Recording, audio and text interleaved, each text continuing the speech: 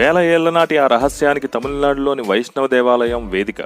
ఒక్క రహస్యమే కాకుండా ఆ దేవాలయంలో ప్రతి విషయం కూడా ఎంతో ప్రత్యేకమైనదే. మిగిలిన దేవాలయాల కంటే భిన్నంగా అక్కడ అమ్మవారి నడుముకు తాళాల గుత్తి ఉంటుంది. స్వామివారి కంటే ముందుగా అమ్మవారికే పూజలు, నైవేద్యాలు. ఒక మాటలో చెప్పాలంటే ఇక్కడ అమ్మవారు తన భర్త అయిన శ్రీ మహావిష్ణువును కొంగు కట్టేసుకున్నారు అంటారు.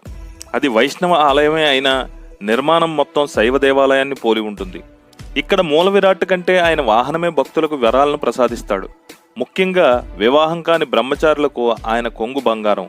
ఇన్ని విశిష్టతలు కలిగిన ఈ దేవాలయం గురించి ఈరోజు మనం పూర్తి వివరాలు తెలుసుకుందాం.